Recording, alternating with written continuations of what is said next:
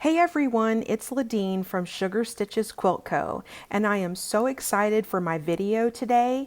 I have a new free pattern. It is the Double Cocoa Stars quilt pattern sponsored by Baby Lock Sewing, and I created this pattern to really showcase your fabrics.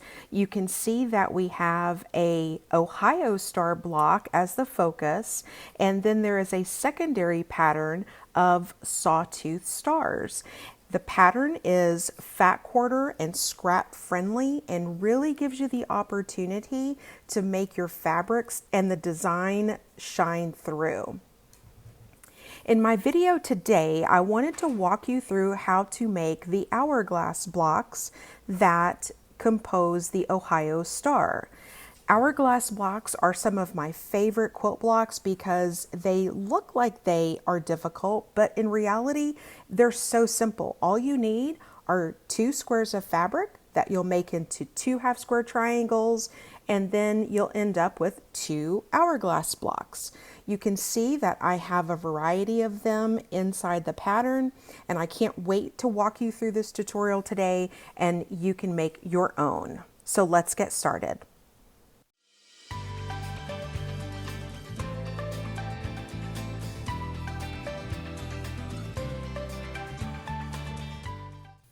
Today I am sewing on my Baby Lock Jazz 2, and this was one of my first sewing machines. I love it so much because it has all of the basic features that most sewists and quilters need. It has a very bright light here, which is really important to me to be able to see what I'm sewing. And then also it has this amazing throat space, which is actually the reason that I purchased the machine. It doesn't have as many decorative stitches as some machines do, or even like my Baby Lock Ballad does. However, it has the basic decorative stitches that are most common. Sometimes I don't need a large selection of decorative stitches depending on the project that I'm working on. Otherwise, it is one of the best sewing machines that I've had, all purpose, and I have put this thing through a lot over the years. So let's work on our hourglass blocks together on my Baby Lock Jazz 2. I am starting with a 9.5-inch square, and I have my two fabrics placed right sides together and my diagonal line drawn down the middle. So we are making a large half square triangle. This will yield two half square triangles. You can see that I have pinned just here because on the larger squares of fabric, sometimes they tend to move or shift when I'm over at the sewing machine. So I just pin those to hold everything in place, but you can always adjust as you're sewing. So for the 2 at a time half square triangle making method, we are going to sew 1/4 of an inch on both sides of our drawn line. If you need any help with half square triangles, I have a great video that you can check out here that will walk you through the 2 at a time half square triangle making method. And then also I have in the description below, I've left a link to my ultimate half square triangle guide, which gives you the 2 at a time, 4 at a time, 8 at a time, and 32 at a time half square triangle making methods and the math that goes along with it. So check that out, download that, and keep it in your sewing room because it is so helpful. So today, like I said, we are going to use a 9.5-inch square of these two fabrics and sew on both sides of our drawn line.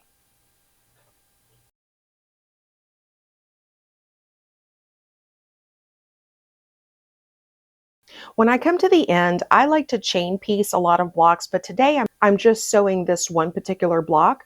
So what I like to do is leave my needle down and then lift my presser foot, swing my fabric over, and then just pull it just a little bit, not too much pressure on it, and then put my presser foot down and then start sewing. And you'll see that it just leaves a little loop of fabric, which is going to be trimmed away.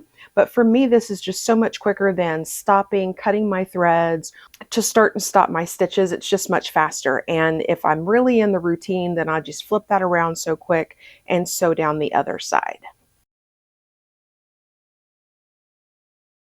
And then you can see I have my ender from when I first started sewing that I will actually just continue to sew on after I've sewn on my half square triangles. Okay, and we're all done, so I'm going to go ahead and trim those threads. And then you can see that I have the sewn lines on both sides of that drawn line. And now let's go over to my workstation and I will show you the next step. Okay, and here we are at my workstation, and you can see again, I have the two sewn lines 1/4 of an inch away from that drawn line. And if you open these up, you can see we have our two half square triangles. So the next step is to trim on that drawn line.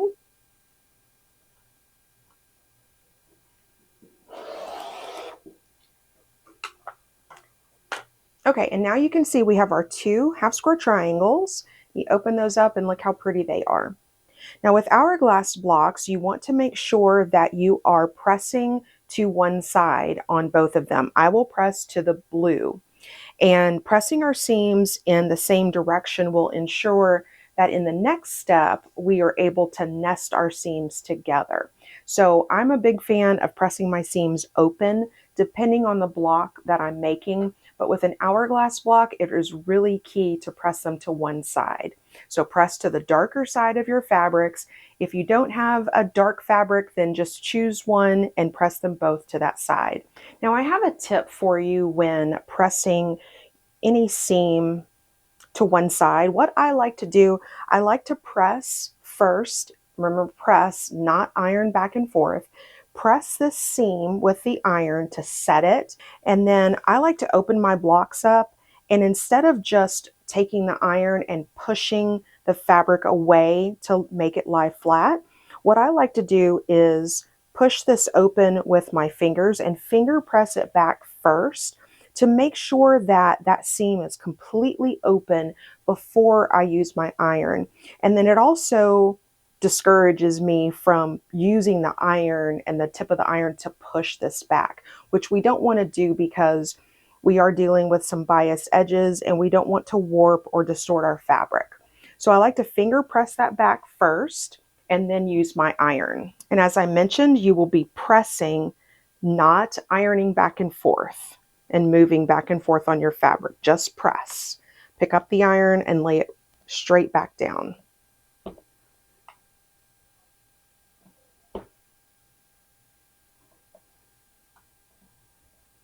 And then that is nice and flat. Then I like to use my tailor's clapper.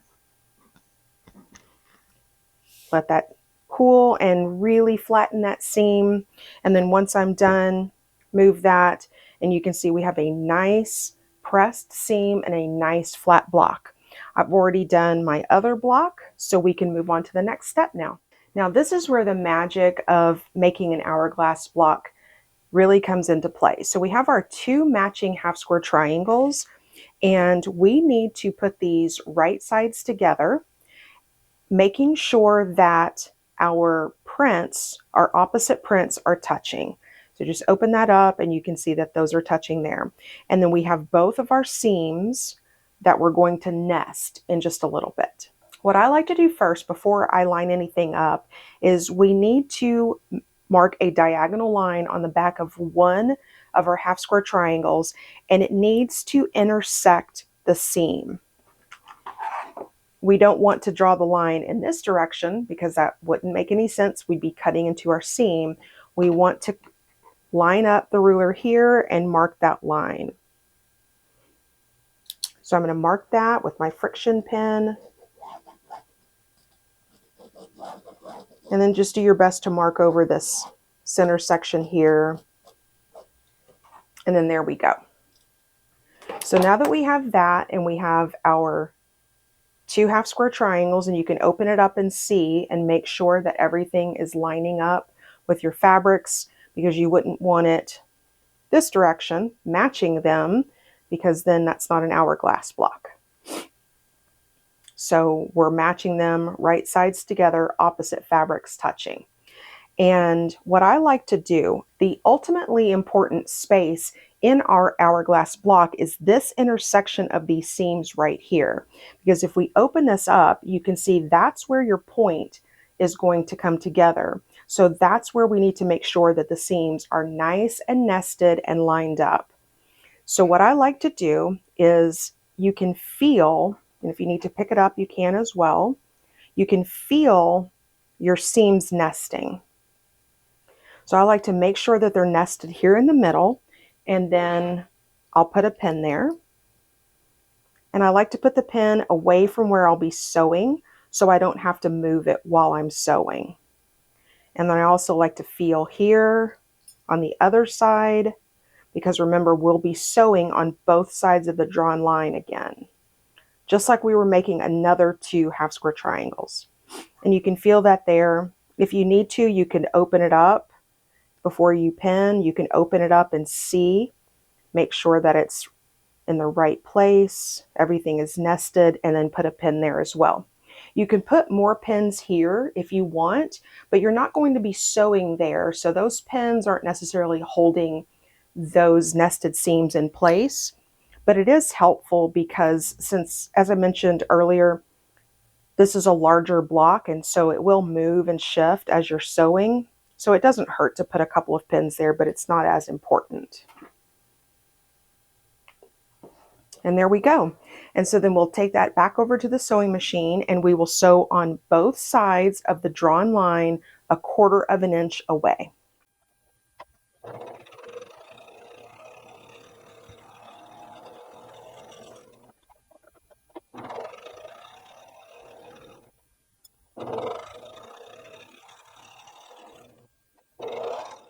Okay, and so we have our sewn lines on both sides of that drawn line. And before we do any cutting at all, what I like to do is open this up and make sure that I'm happy with how my center points are lining up. Again, do this before you do any cuts here, because once you cut this, then it's going to be much harder to adjust if you're not happy with that center intersection. I am happy with this, so the next step is to trim on the drawn line.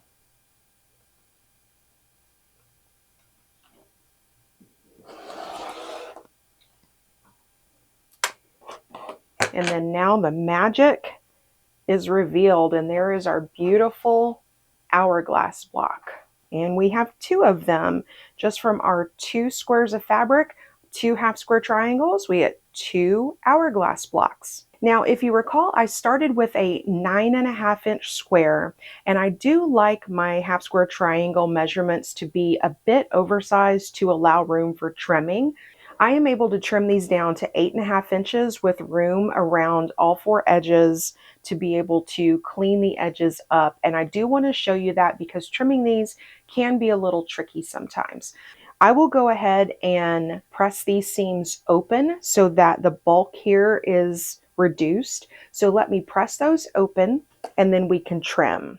I just turn those over, and I like to press from the back and then just open that up with my finger so that I can just lay the iron down and press the seam.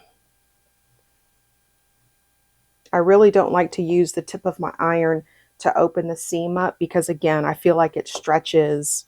I'll have to trim that. Oh, there we go. I feel like it stretches the fabric instead of using my finger where I can be more gentle. And then we can flip it over.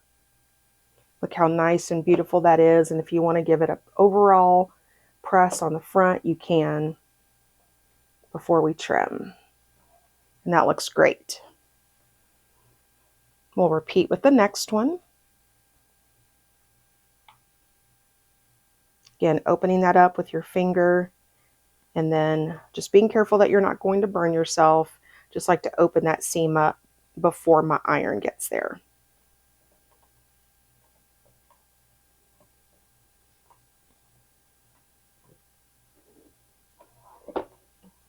And then give it a press on the front. And I'm really happy with how my center points turned out. And don't be intimidated when you're doing these. Take your time, making sure that everything lines up. and making sure that your nested seams are really nice and nested and there's no gap there, because that's really the key to that center seam. So the next step will be trimming our hourglass blocks. Okay, and we will be using just a regular quilting ruler to trim these, and I'm going to show you the most important parts that you need to pay attention to so that you are maintaining that center spot. So I have a 10-inch Creative Grids ruler here, and I know that I want to trim my block to 8.5 inches. So what I like to do first is just make sure, take a look at that 8.5 inch area. I want to make sure that I can trim on all 4 sides. And that's what I mentioned about making the block slightly oversized. And I see that I do have that room, so that's good. I like to identify my halfway mark of that block.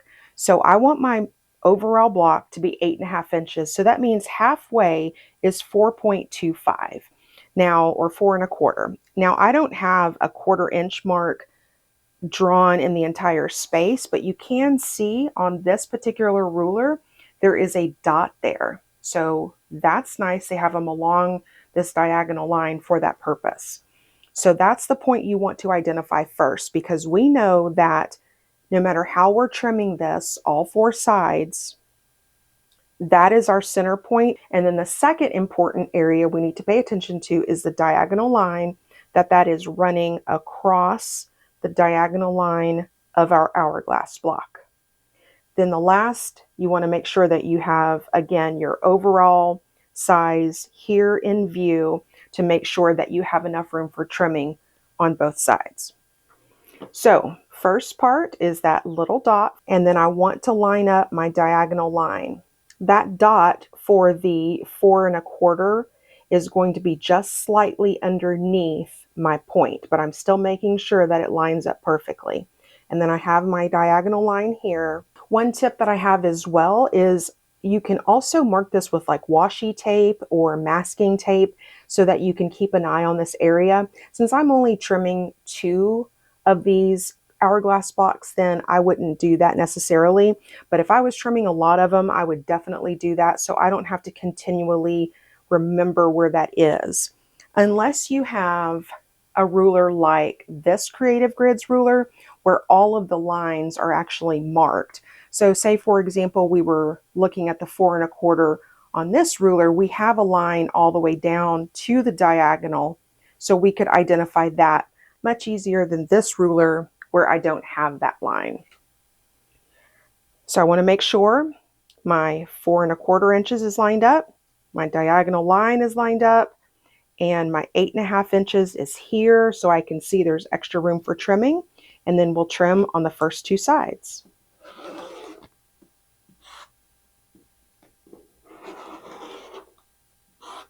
Okay, and that's the first 2 sides.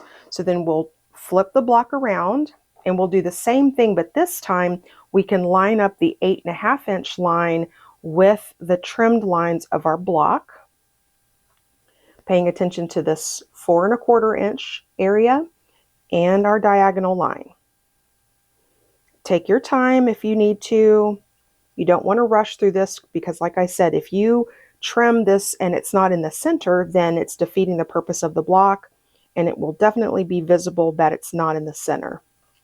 So I have this lined up, my diagonal line, and my 8.5 inches, and then I'll trim my other 2 sides.